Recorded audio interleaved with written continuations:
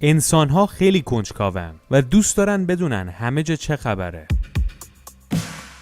توی اقیانوس، توی غارها، روی کره ماه یا توی فضای بیکران. اما هنوز روی زمین خودمون جاهایی هست که اطلاعات درستی ازش نداریم و نمیدونیم کاملاً چه خبره. یکی از اون جاها داخل این درختان انبوهه، جنگل آمازون، بزرگترین و انبوه‌ترین جنگل دنیا. شاید باورش سخت باشه ولی ما هنوز اطلاعات کاملی از داخل این جنگل نداریم. جنگل آمازون که گفتیم بزرگترین و انبوه‌ترین جنگل دنیاست، اما در قلب این جنگل یک رودخونه جریان داره که اونم بزرگترین و پرآبترین رودخونه دنیاست. 6647 کیلومتر طول این رودخونه است. شاید براتون جالب باشه که بدونید عمق متوسط این رودخونه 100 متره، یعنی میتونیم بگیم یک دریاست خودش. آبی که از این رودخونه عبور میکنه و به اقیانوس اطلس میریزه 209,000 متر مکعب در ثانیه است. این آب خیلیه ها. مثلا شما سد دز رو حساب کنید، یکی از بزرگترین سدهای ایرانه. 3.5 کیلومتر مکعب آب پشت این سد ایستاده. یعنی حجم آب رودخونه آمازون به قدریه که میتونه این سد رو در عرض 4.5 ساعت پر کنه، چیزی که به صورت طبیعی ماه‌ها طول میکشه. حالا از رودخونه بیایم بیرون، بریم تو جنگل. این انبوه‌ترین و بزرگترین جنگل دنیا 5.5 میلیون کیلومتر مربع وسعتشه، یعنی حدود 3.5 برابر مساحت ایران. تصور کنید 3.5 برابر مساحت ایران چنان از جنگل انبوهی پوشیده شده که در بیشتر مناطقش نور آفتاب اصلاً به زمین نمیرسه. اگر ویدیوی عقب مانده ترین جزیره دنیا رو در آنتن دیده باشید، میدونید که چه جور آدم‌هایی تو این جزیره زندگی میکنن. آدم‌هایی که تو 3000 سال پیش موندن و هیچ ارتباطی با دنیای خارجشون نداشتن. داخل این آمازون هم یه جورایی همین طوریه. قبیله‌هایی تو اعماق این درخت‌ها زندگی میکنن که اصلاً نمیدونن دنیا چه خبره. و جالب اینه که نمیخوانم بدونم و از جنگل خودشون خارج نمیشن. این منطقه‌ای که می‌بینید تو اعماق جنگل‌های آمازونه که بهش میگن ول دوجاواری، یه منطقه‌ای به اندازه کشور اتریش. در این منطقه 3000 تا از بومیان آمازون زندگی میکنن. اونها نه از منطقه خودشون خارج میشن و نه اجازه میدن کسی داخل بشه. و دولت برزیل هم سراغ اینها نمیره. برای مردم و دانشمندا و پژوهشگرا هم ممنوع کرده که پاشونو تو این منطقه بذارن. حالا این بزرگترین تریتوری بومیان آمازونه، اما صدها از این تریتوریا در کل این جنگل وجود داره. بومیانی که با وجود اینکه همه در یک جنگل زندگی میکنن، اما اصلاً با هم ارتباط ندارن و هر کدومشون فرهنگ خودشون، زبون خودشون و راه و رسم خودشونو دارن. برای همینه که میگن داخل این جنگل‌های انبوه هزاران نوع زبون وجود داره. دولت برزیل میگه دلیل این که نباید تو این مناطق برین اینه که این بومیان از لحاظ مقاومت بدنی در مقابل بیماری‌ها ضعیف‌تر از ما و ما با رفتن خودمون میتونیم کلی بیماری رو ببریم اونجا و یه دفعه اینها قتل عام بشن.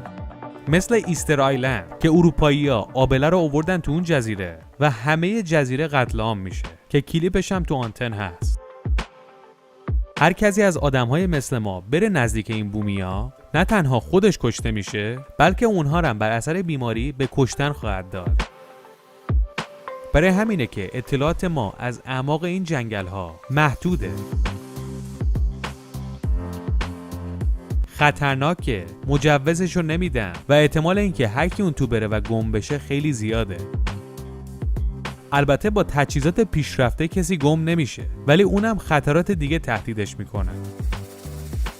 تازه یادمون نره موجودات خطرناک هم فراوونه. موجوداتی مثل جگوار، مارهای سمی آناکوندا فتح و فراوونه. دیگه انواع حیوانات سمی پیدا میشه مثل قورباغه‌های سمی. اگرم هوس کنی بری تو رودخونه شنا کنی که تیکه تیکه ازت میکنن و میخورن.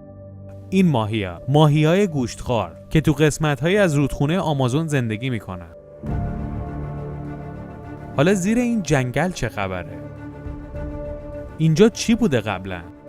شاید باورتون نشه ولی شهرهای قدیمی زیر این جنگل خوابیده. دانشمندان در زیر این درخت‌ها شهر 1000 ساله پیدا کردن. بررسی‌هایی که کردن حتی متوجه شدن شهر متمدنی هم بوده، چون از چیزایی که تو اون شهر پیدا کردن مشخصه که پیشرفته بودن. دانشمندان در زیر این جنگل‌ها هر جا رو که نگاه کردن ساختمون‌های متعدد دیدن که اون زیر مدفون شدن. مجسمه‌های سفالی هم پیدا کردن. تازه این چیزایی که پیدا کردن همون زیر سطحی بوده، یعنی زیاد نرفتن پایین. وقتی از بالا به این جنگل به دقت نگاه کنی طرح‌های عجیب غریب می‌بینی، مثلا مثل این. هزاران سال پیش این طرح‌ها رو توی این جنگل کندن که توی قسمت‌های داخلش درخت رشد نکنه. بیشتر از 400 تا از این طرح‌ها داخل این جنگله. هیچ کس نمیدونه که این طرح‌ها رو چرا اجرا کردن، ولی مشخصه که کار انسان هاست. ممکنه بعضیا بگن نه کار فضایی‌ها بوده، ولی علم میگه نه کار انسان هاست. مثل اهرام مصر که اونم میبندن به فضایی‌ها، ولی کار انسان هاست. بعضی از کارشناسان میگن این طرح‌ها احتمالاً از عقاید انسان‌هایی بوده که در این منطقه زندگی می‌کردن. شاید با این طرح‌ها می‌خواستن با خدای خودشون ارتباط برقرار کنن. در سرتاسر جنگل آمازون آتش گرفتن جنگل یک امر طبیعیه و این ور اون ور اتفاق میفته.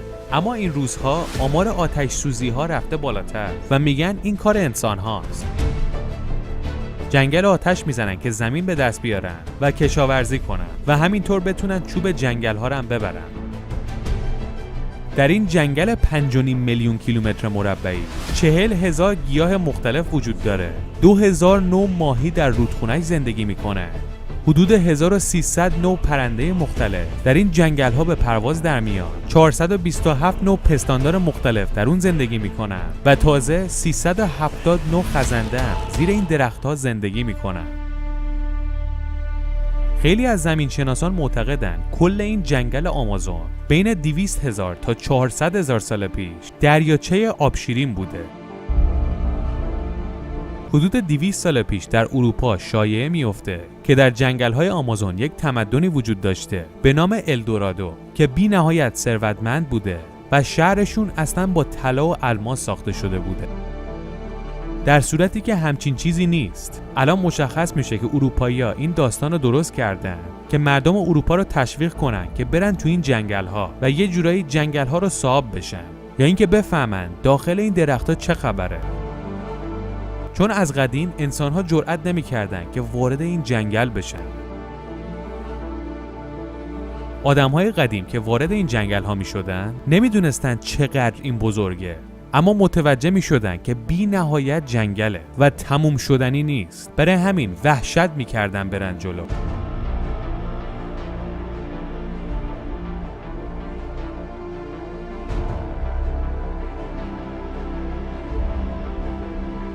مشخصه که دولت‌های اروپایی خیلی می‌خواستن بدونن داخل این جنگل چه خبره. خودشون هم موفق نشده بودن.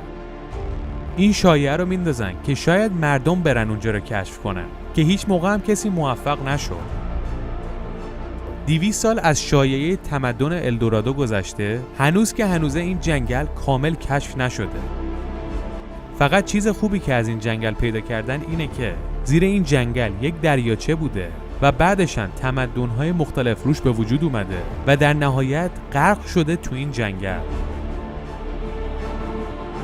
بعضی از دانشمندان معتقدن اطراف دریاچه‌ای که اینجا وجود داشته سبز شده و این درخت‌هایی که به سرعت رشد می‌کردن دریاچه رو بلعیدن و میگن این عملیات از حدود 15 میلیون سال پیش شروع شده.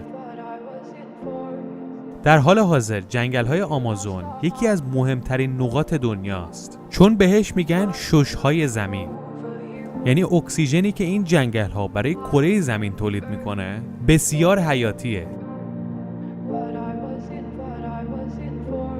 I'm over you, we lost our mind.